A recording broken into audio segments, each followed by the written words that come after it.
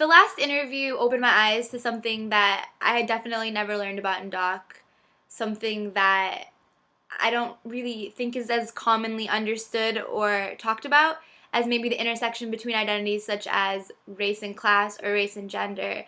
Rather, this interview sort of proposed an intersection between sexuality and class, which I think, especially after hearing this interview, is something that is really important to stress and to acknowledge as being something that definitely can help to restrict someone from the master narrative of the American culture.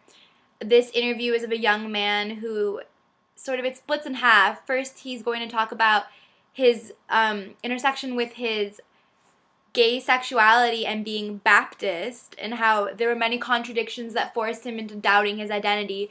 But he's also going to talk about the fact that he was forced to choose between being gay and letting people know that he was and feeling proud of who he was and sort of having a facade and hiding it in order to receive financial support that he needed to go to college, which is a very interesting, sort of like narrative on the relationship between sexuality and class, and more generally the relationship between maybe being able to prosper in society financially, but at the cost of being able to act like who you honestly are, which, if that's the case, is going to leave many people out of the master narrative because, if your identity is something that doesn't fit into this ability to receive an education or an ability to maybe pay for college, then that's a huge contradiction in the American dream.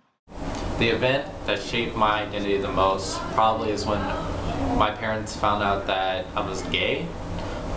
It happened when I was, I believe, 16 or 17, and before they found out, I went through a period of like questioning my sexuality and my identity myself, because growing up in a Baptist household, that isn't exactly something that's readily accepted by at least most Christians or Baptists. I went through a serious period of, I guess, depression, and well, through my period of depression, I did cut myself for a little while, but eventually I accepted the fact that I was gay.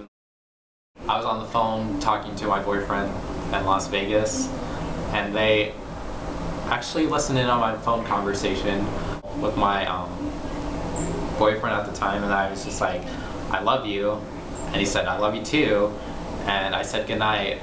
And right after I said that, my mother was actually listening on my phone conversation and said, "Martin, get your ass down here right now."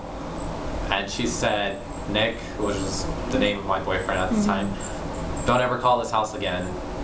My mother and my stepdad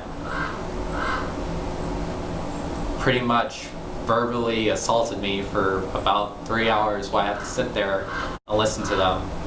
They asked me questions from like, "Do you like boys?" obviously. And I was honest with them and said yes, and they were extremely pissed off. They called me an abomination against God, a faggot, pretty much everything you probably wouldn't want to hear from your parents. After that moment, the next day, my mother pretty much called me into her room before I went to school and pretty much told me that if I was going to continue down the path I was going down, I would have to leave my own house and live with my real dad in South Carolina instead of staying with my mom. And after that, for a couple of months, I kept on putting up this facade like I was straight, even though I was still talking to my boyfriend at the time. But when my birthday came up again, she actually found out again because I accidentally texted her instead of my boyfriend. Except this time, my mother actually kicked me out of my house. Actually, one day my mom called me and she told me that I was a finalist for the Gates Millennium Scholarship, and I thought, well, I was pretty much amazed because this scholarship, well, the Gates Scholarship, enables me to go through like all the way through my doctorate degree with all my school paid off. So basically it's a full ride wherever I go. And